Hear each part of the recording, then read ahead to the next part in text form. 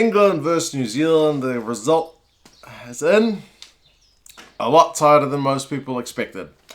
15 points to 16, England have gone down, so New Zealand sneak a win. Kind of an unusual game. It was wet. Very, very wet in this one. I suppose that has an impact on that scoreline.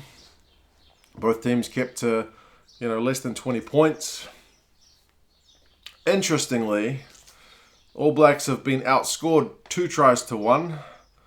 All Blacks kicked a drop goal, and it was, kicks that won the game for the All Blacks, which is unusual.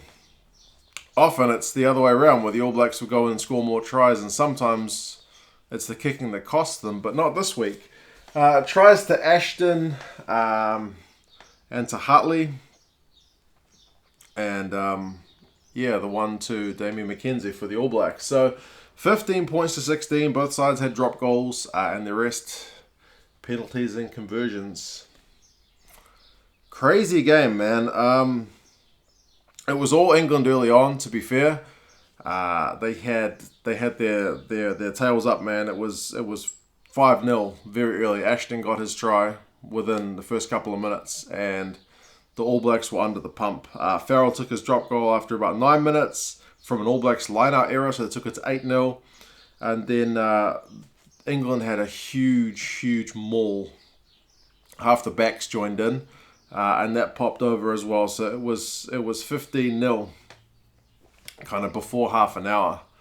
But that's where England's scoring stopped. And from there is where the All Blacks scoring continued. It's not the first time this year we've seen the All Blacks behind.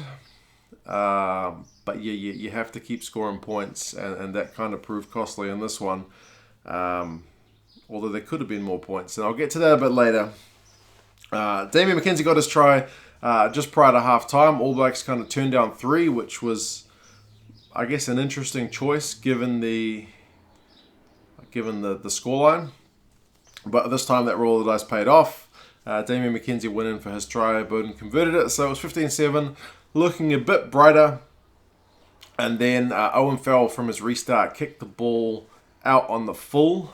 And from a few phases later, the All Blacks were able to get a penalty. And, that took it to within 5 points at halftime. So it was 15 points to 10. All Blacks probably, took them a while to come into the game. There was a lot of kicking. Early on, the commentators were critical of it. A lot of it seemed a bit forced. Some of it was a bit aimless. I mean, you can see it, the logic behind it, because it was just so wet. That often, in those conditions, it's easier to play without the ball. But there were times when they would build a few phases and then just kick the ball away, and it seemed to be kind of not the right option. Sonny Bill went off, I don't know how many minutes it was. It was 20-odd perhaps. I don't remember the exact minute, but I'm not sure if it was Crotty coming on or he delivered a message that stopped kicking the ball, but they seemed to stop kicking the ball, and that's when the momentum kind of started to shift. So the All Blacks probably did have the better of the end of the first half, but England, as I said, were just all over the first half of the first half. So it was a pretty hard-fought first half. The stats at the end of that first half: possession of territory, the All Blacks actually had a bit more ball, 60% possession of territory. Tackling, surprisingly, the All Blacks were at 94% and the English only at 76%. But England were in the lead. Run meters, the All Blacks had pretty much double, but I think a very key point was turnovers conceded was 10 to the All Blacks and only 5 to England. So when England had the ball, they were being a lot smarter. Some of Young's kicks were right on the money, not all of them. And All Blacks were making a lot of mistakes, and a lot of that was just from the pressure. It was enforced errors from England. They were really putting the All Blacks guys under the pump. And when you do that, sometimes guys make mistakes, and that was kind of the case here. Interestingly, Dylan Hartley went off at halftime. I'm not sure. I haven't read what the deal was with that. But the English lineout did seem to suffer after he went off. Some of the throwing. It's an interesting one that the throwing kind of cost South Africa last week against England, and this week it was some of the throwing that perhaps led England to leave a few points out there, because as I said, they didn't score after they got to 15 points. The All Blacks got a drop goal in that second half, as well as a penalty that put them in the lead, and that was all she wrote in terms of point scoring. That got the All Blacks in front. England had their own moment where they turned down 3 points a couple of times. Not easy kicks, but it didn't end up paying off, especially after a maul. I think it was Sinclair that knocked the ball on. I think that was probably a key moment that the England guys will kind of regret. But again, they were going for it and trying to shift the momentum in the match, which for a while had really swung the All Blacks' way, and England were trying to swing it back. They kind of did. They had the All Blacks under a lot of pressure again, and there was a disallowed try, which I feel like is going to be probably the main talking point about this game.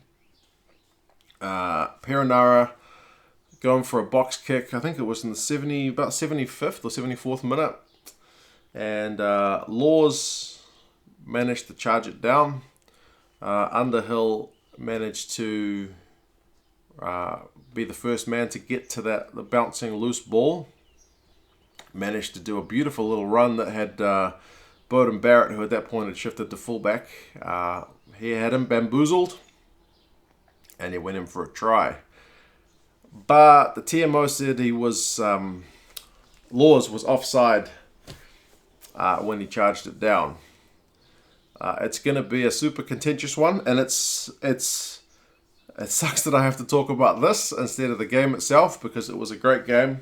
And it's also frustrating because this is 2 weeks in a row where an England game has finished within 1 point, and it's a TMO decision in the 70-odd minute that we're talking about again.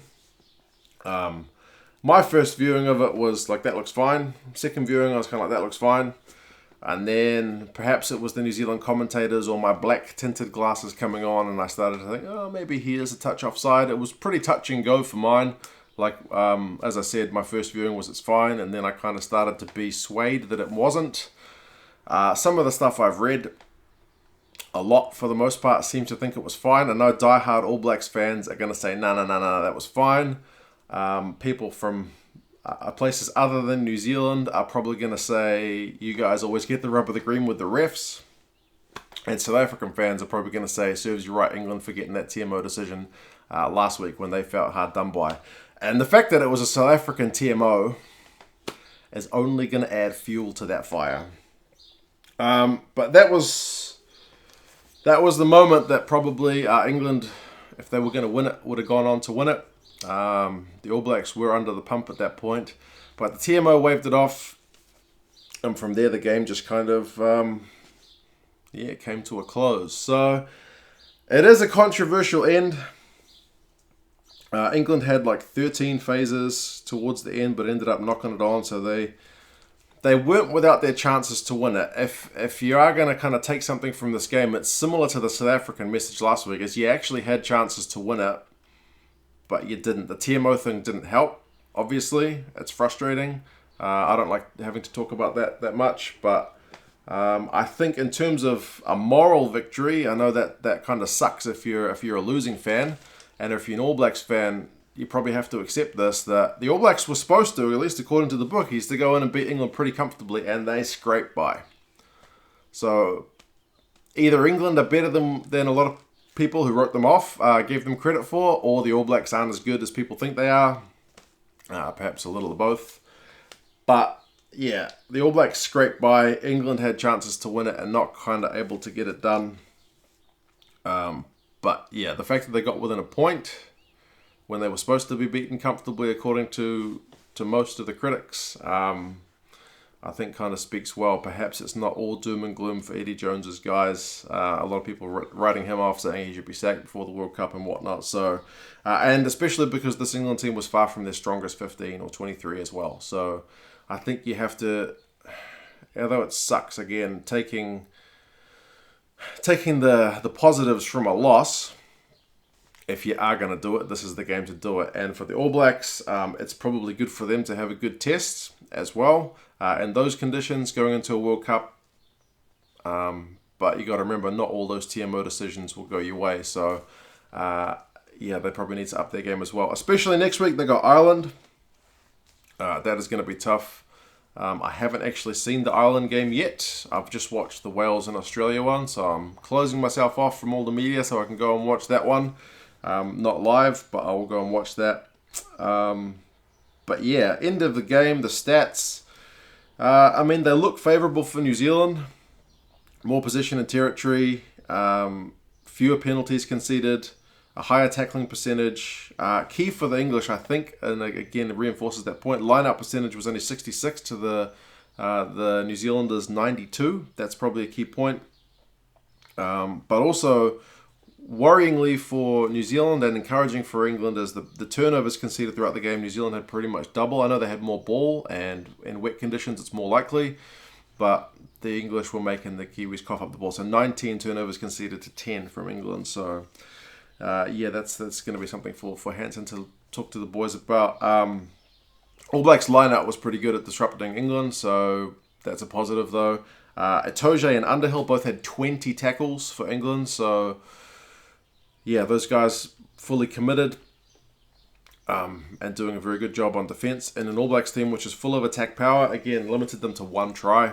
Damien McKenzie had 11 defenders beaten, but also coughed up the ball 6 times. So he's kind of a risk-reward style player. But yeah, those were just a few kind of key points for the game. As I said, Hartley going off seemed to be a kind of influential one. The TMO's decision is one that's going to have people either relieved or pretty pissed off. But yeah, you guys let me know your thoughts on the game. Key performers from this one. Key moments. Hopefully not just all TMO stuff, but again, it is going to be a thing. Yeah, you guys let me know your thoughts on the game, and I will talk to you again soon. See you later.